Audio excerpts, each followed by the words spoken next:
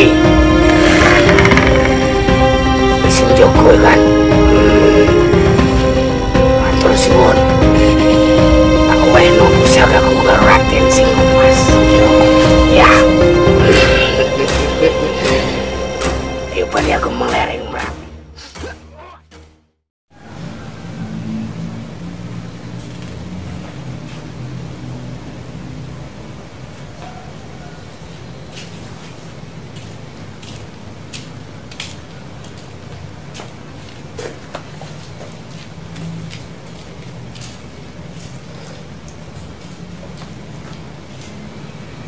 Bismillahirrahmanirrahim. Assalamualaikum warahmatullahi wabarakatuh.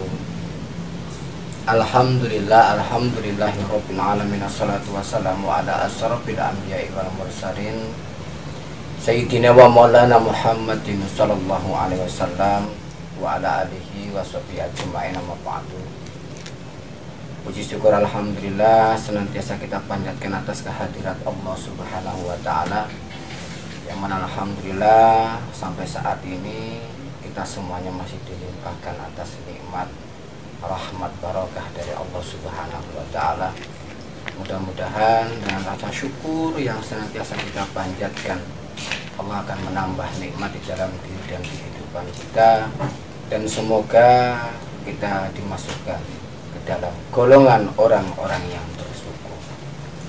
Salawat dan salam tak lupa kita haturkan dan kita sanjungkan kepada junjungan kita Nabi Agung Muhammad sallallahu alaihi wasallam, yang senantiasa kita harapkan limpahan karamahnya, syafaatnya fid dunya wal akhirah.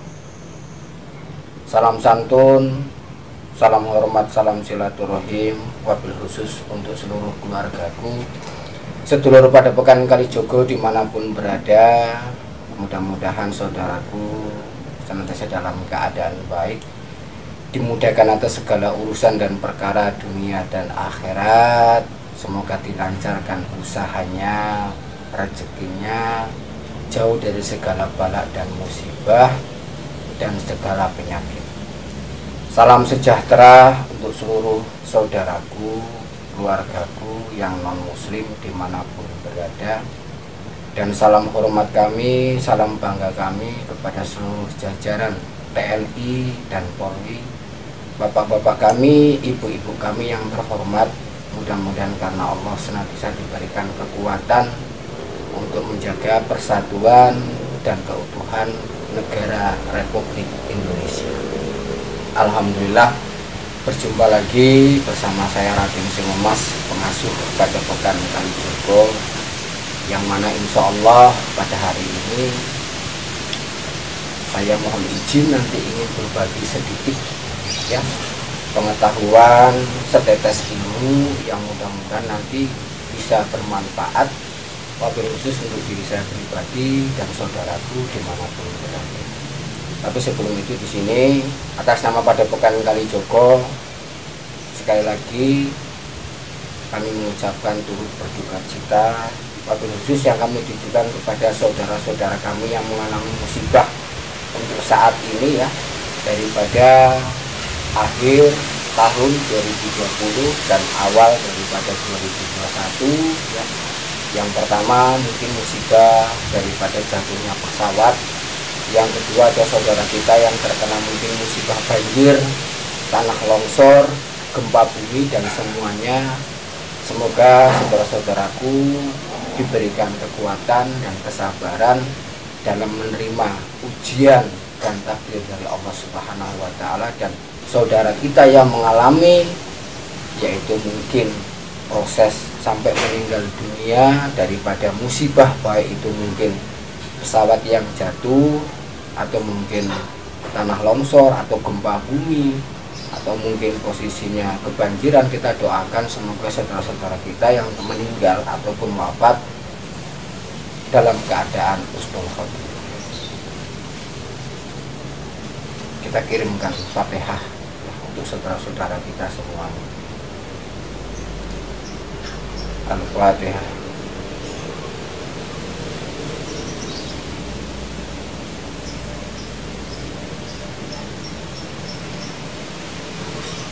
Alhamdulillah ya, saudaraku dimanapun berada, Jadi di sini saya ingin berbagi sedikit sekaligus menjawab request yang ada di komentar channel Padepokan Kalijogo mengenai tentang bagaimana kita mengobati orang kerasukan atau kesurupan.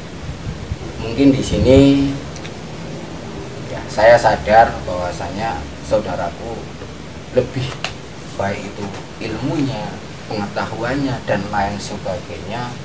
Dan mungkin dalam hal seperti ini, dalam menangani kerasukan, setiap orang itu punya mungkin cara masing-masing, punya proses masing-masing.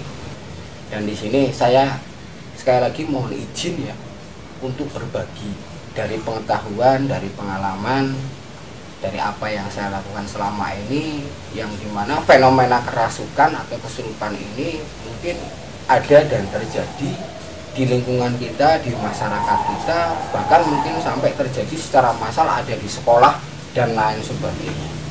Tapi yang perlu digarisbawahi di sini adalah kerasukan atau kesurupan yang secara benar-benar kerasukan, ya.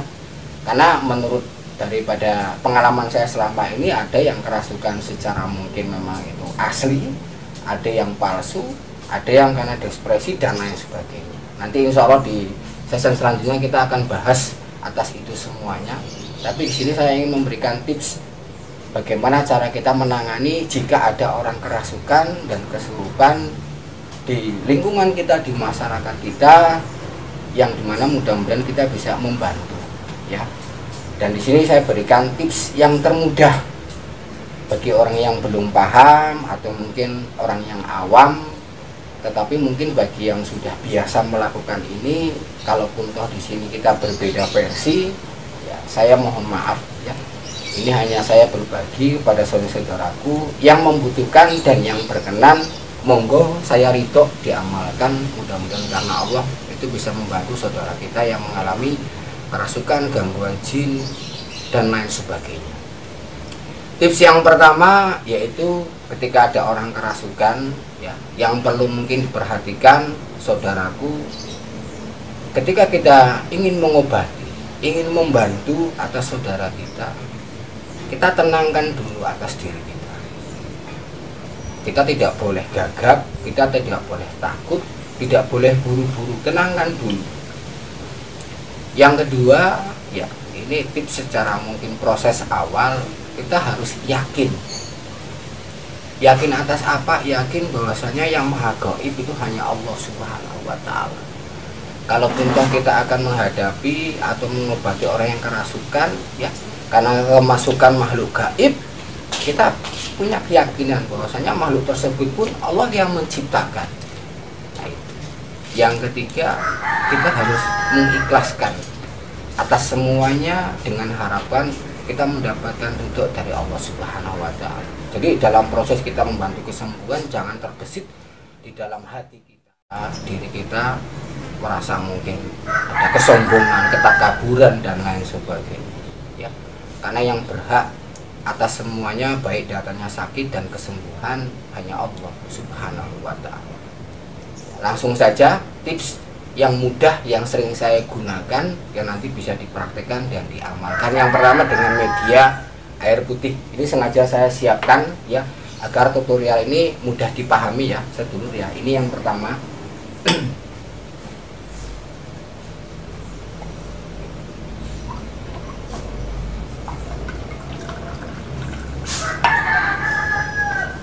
Jadi ketika ada orang kerasukan, kembali lagi kita tidak usah bingung, tidak usah panik, kita harus tenang, yakin dan pasrah kepada Allah Subhanahu wa Ta'ala ya.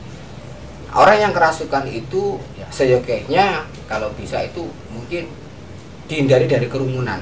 Jadi biasanya kalau ada orang mungkin kerasukan itu kan pada kumpul, kepo lah ya, ingin melihat sesuatu hal yang terjadi. Walaupun ini sering, tapi terkadang itu memancing dan memanggil orang-orang di sekitarnya. Jadi ya dicarikan tempat yang nyaman dulu ya, agar tidak mungkin berbau dengan masyarakat banyak. Dan kita ambil posisi yang dimana mungkin kita bisa dalam keadaan tenang, ambil air putih, baik itu mungkin air yang suci ya, air wudhu atau dengan air minum pun boleh. Nah setelah itu ya, ini yang pertama, tips yang pertama yang biasa saya gunakan. Setelah kita siapkan air, ya kalaupun toh kita mau melakukan sholat hajat 2 rakaat dulu ya boleh, kalaupun tidak ya tidak apa-apa. Yang pertama yang perlu kita ucapkan yaitu membaca Bismillahirrahmanirrahim, dan diusahakan posisi air ini kita dekatkan ya dengan mulut kita. Nah itu agar sesuatu hal yang keluar dari dalam diri kita melalui mulut kita ini ya secara mungkin atas semuanya itu bisa berbaur di dalam air ini. Jadi setelah kita membaca Bismillahirrahmanirrahim 1 kali, kita tiup. Yang kedua kita membaca istighfar, Astaghfirullahaladzim alladzi la ilaha illa huwal hayyul qayyum wa atubu ilaih. Tiup. Yang ketiga kita membaca sholawat Nabi, Allahumma sholli ala sayyidina Muhammad wa ala ali sayyidina Muhammad, atau boleh dengan sholawat yang lain seperti contoh sallallahu ala Muhammad, boleh. Setelah itu ditiupkan. Untuk bismillah, istighfar dan sholawat itu cukup dibaca 1 kali, 1 kali, 1 kali saja. Selanjutnya kita membaca surat Al-Ikhlas. Bismillahirrahmanirrahim.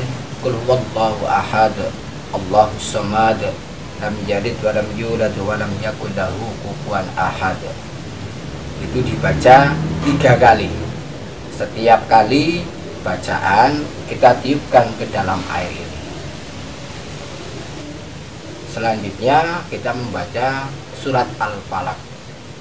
Bismillahirrahmanirrahim. Qul a'udzu birabbil falaq min syarri ma khalaq wa min syarri ghasiqin idza waqab wa min syarri nafasati fil 'uqad wa min syarri hasidin idza hasad. Itu dibaca 3 kali. Tiupkan ke air. Selanjutnya kita membaca surat An-Nas. Bismillahirrahmanirrahim. Qul a'udzu birabbin nas, malikin nas, ilahin nas, min syarri waswasil khannas, alladzi yuwaswisu fi sudurin nas, minal jinnati wan nas. Lalu kita tiup. Ini dibaca juga 3 kali ya. Setelah itu kita membaca ayat kursi. Bismillahirrahmanirrahim. Allahu la ilaha illa huwal hayyul qayyum, la ta'khudhuhu sinatun wa la nawm, lahu ma fis samawati wa ma fil ardh, man dzal ladzi yashfa'u indahu illa bi idhnihi, ya'lamu ma baina aydihim wa ma khalfahum, wa la yuhituna bi shay'in min 'ilmihi illa bima sha'a, wa wasi'a kursiyyuhu samawati wal ardh, wa la ya'uduhu hifdzuhuma wa huwal 'aliyyul 'azim. Ditiupkan ke dalam air. Ya.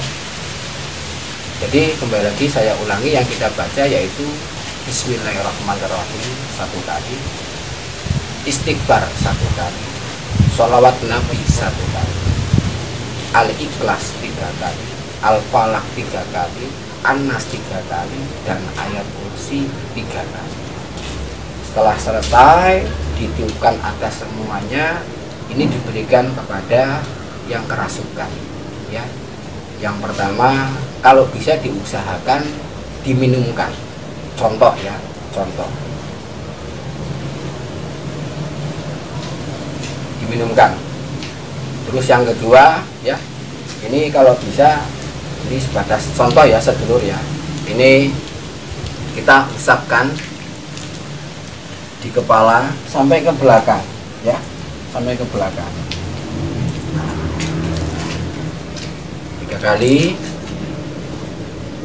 Lalu untuk muka diusapkan 3 kali.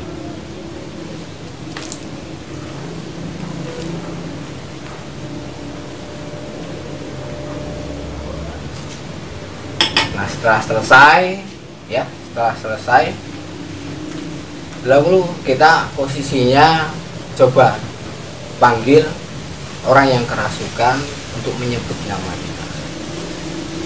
Kalau beliau menyebut atas nama kita dengan benar, insya Allah karena Allah beliau sembuh. Nah, itu tips yang pertama biasa saya gunakan kalau dengan media air putih. Tips yang kedua yaitu dengan media tarik. Wah, biasanya kalau sesuatu hal yang seperti ini kadang orang mungkin penasaran yang ditarik apa kan seperti itu. Ya kembali lagi la haula wala quwata illa billahil aliyil azim. Kita menyadari bahwasanya ketika orang kerasukan pastinya ya makhluk tersebut itu menguasai atas raga kita mungkin dari kaki sampai kepala. Karena orang kerasukan itu pasti punya ciri-cirinya dan mereka sendiri mungkin beda ya dengan orang biasa. Nanti saya jelaskan semua ini Pak. Jadi yang kedua dengan tips menarik yang dimana yaitu ketika ada orang kerasukan ya. Jadi posisinya kita tangan yang sebelah kiri ini sentuh ke ubun-ubun kepala. Terus tangan yang sebelah kanan ini posisinya taruh di belakang di leher ya dengan posisi seperti ini ya. Nah itu. Nah, terus apa yang kita baca? Cukup kita membaca kalimat ayat kursi satu kali. Nah itu. Ya. Jadi bismillahirrahmanirrahim. Allahu la ilaha illa huwal hayyul qayyum la ta'khudhuhu sinatun wa la nawm lahu ma fis samawati wa ma fil ardh. Man dzalladzi yashfa'u indahu illa bi idhnihi ya'lamu ma baina aydihim wa khalaqahum wa la yuhituna bi shay'in min ilmihi illa bima syaa wa syaa kursiyyuhus samawati wal ardh wa la ya'uduhu hifdhuhuma wa huwal 'aliyyul 'azim. Nah, setelah kita selesai dengan kalimat terakhir wa huwal 'aliyyul 'azim ya. Kita di sini dengan proses seperti menarik sesuatu. Kita tarik ya. Kita gambarkan menarik sesuatu hal yang negatif atau makhluk di dalam tubuh untuk keluar. Jika perlu ucapkan, wahai musuh Allah, keluar. Kita tarik. Nah, lakukan kalau itu sekali bisa, ya alhamdulillah. Kalau tidak, 3 sampai 7 kali. Seperti itu, ya. Jadi tarik, buang ke atas. Tempel lagi, tarik, buang ke atas. Nah, ya, ini proses apa yang saya pelajari, apa yang saya dapatkan dari guru saya ya, ini proses tarik. Dan yang ketiga yaitu proses teknik kita pijat, karena biasanya setan ataupun jin yang mengganggu di dalam tubuh manusia itu berada di sendi-sendi tertentu, tempat-tempat tertentu ya sedulur ya. Nah, jadi di sini saya hanya akan memberikan contoh beberapa titik yang sering memang menjadi sarang daripada makhluk tersebut. Yang pertama yaitu di antara ibu jari dan ibu jempol. Ya, nah di tengah seperti ini. Kita pencet, ya, kita pencet ini, pencet sedikit, agak menekan tapi jangan terlalu keras. Ya. Dan selama kita memencet atau memijit daripada ini. Ya, kedua ros jari ini ya di tengah-tengah. Apa yang kita baca? Bismillahi Allahu la ilaha illa huwal hayyul qayyum. Terus kita baca. Kita baca sampai makhluk tersebut keluar dari dalam tubuh. Dan ini ada di sebelah kiri ataupun sebelah kanan. Ini biasanya titiknya di sini, biasanya molekul. Yang kedua, ya, itu ada di sekitar belakang daripada kepala kita dan adanya sekitar telinga, bawah telinga di sini ya. Ini ditekan sambil kita membaca Bismillahi Allahu la ilaha illa huwal hayyul qayyum. Terus kita memohon kepada Allah semoga makhluk yang bersarang di dalam tubuh seseorang itu bisa keluar ya, dengan teknik kita menekan titik saraf daripada yang di tubuh orang kerasukan ya. Ini kanan kiri sama ya, tinggal posisinya nanti prakteknya boleh masing-masing ada di sekitar belakang telinga ini. Nah itu ya. Terus yang ketiga biasanya titiknya itu ada di bagian jempol kaki ya. Tadi jempol tangan, ini jempol kaki ya. Ini kanan kiri ya. Pas di atas ruas jempol kaki ini kita tekan sambil membaca Bismillahi Allahu la ilaha illa huwal hayyul qayyum. Terus seperti itu. Terus seperti itu. Ya. Insya Allah kalau kita yakin, kita ikhlas, Allah akan memberikan kesembuhan. Nah itu ya. Jadi ini sedikit tips ya yang biasa saya gunakan, saya coba berbagi kepada saudaraku. Ya mudah-mudahan kita semua terhindar dari gangguan jin, setan atas semuanya. Tetapi kalau ada di lingkungan kita, di sekitar kita yang mengalami gangguan jin dan lain sebagainya, dan mana kita diminta untuk membantu, mudah-mudahan tips ini bermanfaat untuk saudaraku semua.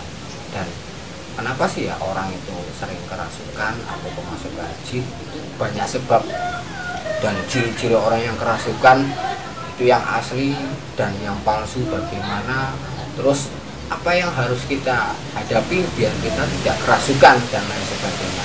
Insya Allah nanti next saya akan buatkan video ya biar lebih gamblang, lebih komplit. Minimal di sini saya sudah menjawab daripada request sedulur yang ada di kolom komentar channel YouTube Padepokan Kalijogo, berbagi. Mudah-mudahan cara menangani orang kerasukan ya bagi orang yang awam yang belum paham, apa yang saya sampaikan, yang saya berikan karena Allah, bisa mendatangkan manfaat dan kebaikan untuk kita semua. Terima kasih ya, semoga bisa diterima dan berkenan. Kurang dan lebihnya saya mohon maaf, dan kepada Allah saya mohon ampun. Astagfirullahaladzim. Sampai berjumpa lagi di episode selanjutnya. Siji wadah ojo nganti pecah, tur ojo lali ibadah. Kekurangan milik Padepokan Kalijogo, kelebihan milik Anda semua, kesempurnaan hanya milik Allah Subhanahu wa ta'ala. Akhirul kalam, astagfirullahaladzim. Assalamualaikum warahmatullahi wabarakatuh.